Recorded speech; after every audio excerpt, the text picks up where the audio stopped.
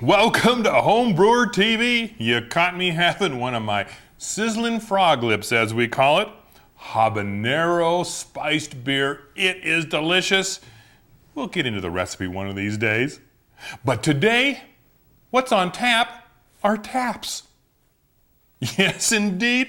And we've got 2 more beers, along with a little discussion on, shoot, that didn't work, what do I do next?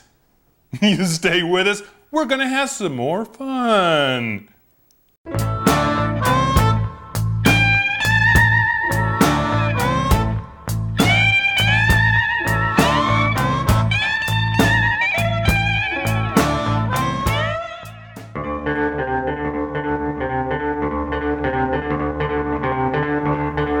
It did not take me long to realize bottling was not for me.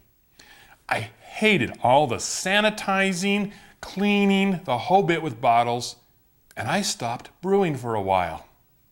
Well, the solution, of course, was not to eliminate beer, and particularly not to have to buy a whole bunch of store-bought beer, but to get back brewing and serve it from taps. So, what do? I went out and I bought my first tap tower. It was a lovely piece with 2 taps, and I hooked that baby up with a couple kegs. I was in heaven. Love beer on tap. However, it wasn't too long till I found out I was having problems with my taps. And the problem I was having is it wasn't a same tap used every single day, but oftentimes it might go 2, 3, 4 days and that tap didn't get used. And I found out the taps wouldn't open. I had to take them apart, clean them up, and went, this just plain sucks. So today we're going to talk about the 4 main kinds of taps that I am aware of, and primarily 3 that I use on my towers. This is the tap that I got on my first tower. It's a beautiful stainless steel unit, but it is called a rear sealing tap. And how you can really recognize that is if you'll notice right here, this plunger moves as I move the tap handle. When it's out, the tap is closed. When it's in, the tap is open. Thus became the problem.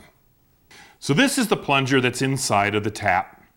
And this is the part that you see sticking out the front or not, whether the tap is open or closed.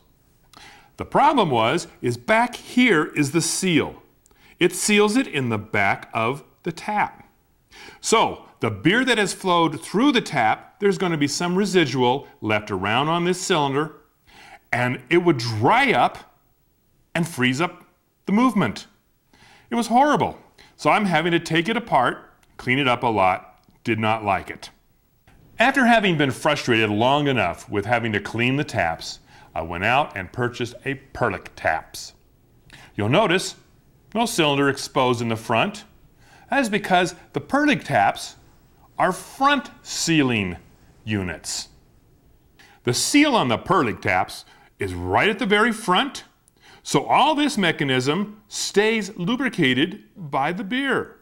It seals it in the front, and the only thing that has dried beer in any way, shape, or form might be a little bit that would be left in the spout. So we don't end up having locked up taps, and it solves the problem. Personally, I don't want to use anything but these Perlick taps. They're easy to clean if I have to, and they don't lock up because the block is lubricated. Now, there is one more tap that we're going to discuss, and I'm sure you've all seen it, particularly if you go into an Irish bar. The good old stout tap. And these are wonderful for pouring a warm and friendly stout. Basically, our stout tap is a front sealing tap, and the seal is right here that comes all the way down and seals toward the base. Now, what makes this tap so unique is this plastic extension that houses this little disc. As you can see, this disc has got small little holes, and this helps bring out the carbon dioxide, making a beautiful head. And our stout tap really works well when using beer gas, which is usually nitrogen and carbon dioxide in a 75-25 ratio. Beautiful heads. You see this gorgeous cascading of bubbles in the bottom. It's lovely, and definitely one that I added to my system because I love stouts. The last tap, and I'm sure many of you are aware of this one, is the simple plastic picnic tap. Easy to hook into your keg and simple to operate. Take off the top, easy to clean, and it works very well. So these are the taps that I use for my home brewery and in my bar. And I absolutely love having my beer on tap. I think you will too. Last show we talked about how I try and lube all the rubber parts in my kegs because inevitably there's that little teeny leak that drives you nuts. And a little lube on all the rubber basically helps eliminate that. However, I have a little story to tell about filling a keg up that I had very carefully, put new lube on everything. I was really happy. I even pressure tested it and it seemed to be working great. Filled it up with beer, started pressurizing it, and I had 6 kegs that I was moving my CO2 inlet to, went to each one, and letting them carbonate. Well, I found one that no matter what, it ended up with no carbonation because it had a little teeny leak. So, with frustration, beer's already in the keg. I do not have the ability to dash out and grab any new poppets or anything, and I found the leak was only in the CO2 inlet. So, I made up this. It's essentially just a CO2 inlet valve that you hook onto your keg, a really nice little clamp down device, and a length hose, and I ended up making something that once I put the CO2 into the tank, I put this on, and the leak was solved. Will that be changed later? Of course, I'm going to change out the poppet. But for now, at least I don't have to worry about this beer having a problem, because I want it carbonated and I want it to drink.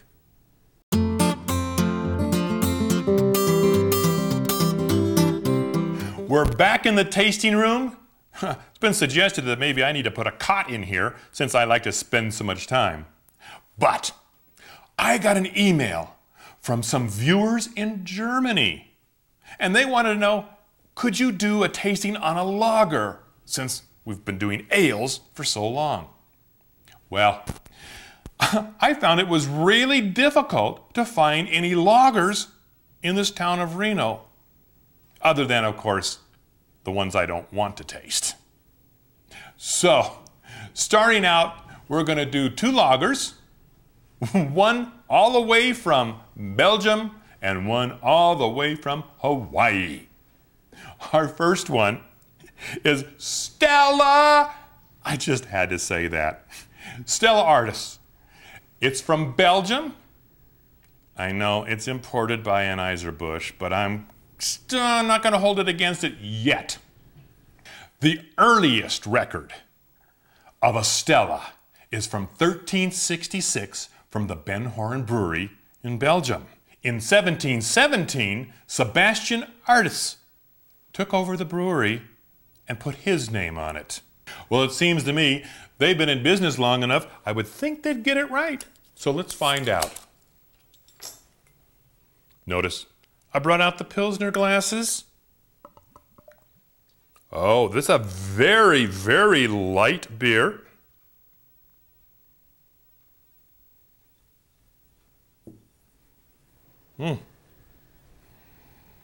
All right.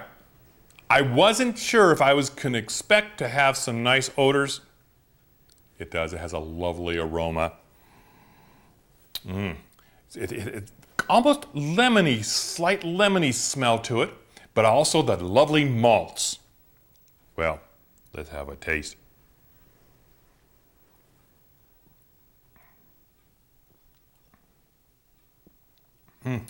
All right, this is a very nice beer. I'm going to say the hops definitely balance the malts quite well. There's not a big flavor of hops, not a big flavor of malts either. It's just kind of a quiet beer. That's pretty, and it's, yeah, okay, you know where I'm going. It's okay. Well, the next beer we're going to talk about is from the Kona Company Brewing in the Big Island of Hawaii.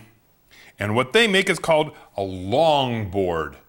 It's kind of in the tradition of the old longboard surfers that have been doing it for over 100 years. They named their beer after them. This brewery is actually quite interesting. Turns out they're really eco-conscious and very community aware. Matter of fact, they have an amazing number of ways that they recycle everything from their hot water to the water collected on the condensation pan out of their air conditioning. That is how eco-friendly they are. The brewery is growing like crazy, and they now have not only brewery in Hawaii, but one in Oregon and one in New Hampshire. This is a father and son brewery that is doing really well. So let's just try the big Longhorn longboard. I knew I'd get it right. Longhorn, I was in Texas somewhere. See what kind of lager we get out of Hawaii.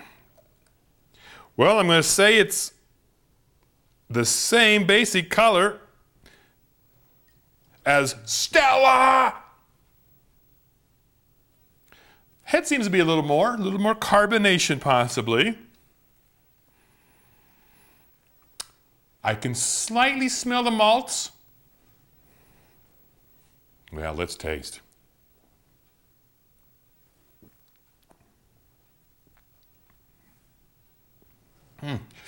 This is a nice beer. Again, not real malty, not real hoppy. It's just a nice, pleasant afternoon on a hot summer day, sitting back watching the cute little blondes on the surfboards.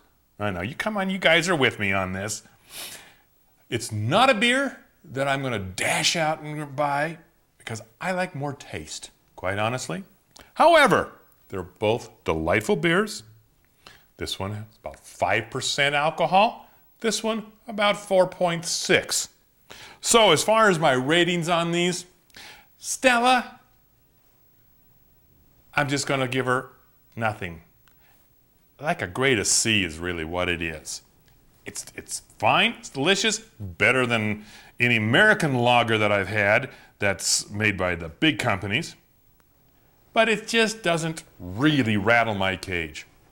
And the longboard, I like the longboard a little better than the Stella. It had a little more flavor, but again, it's still not, I was expecting a little more, I think.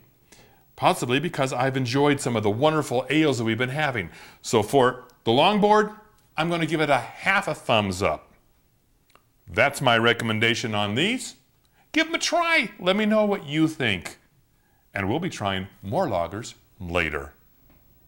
Thanks for joining me today here on Homebrewer TV. It really was nice hearing from our viewers in Germany. That is so cool. You catch us next time. Leave me a comment below in the comments box. Hit that word comments, it lets you in. And let's get out there and start brewing some more beer.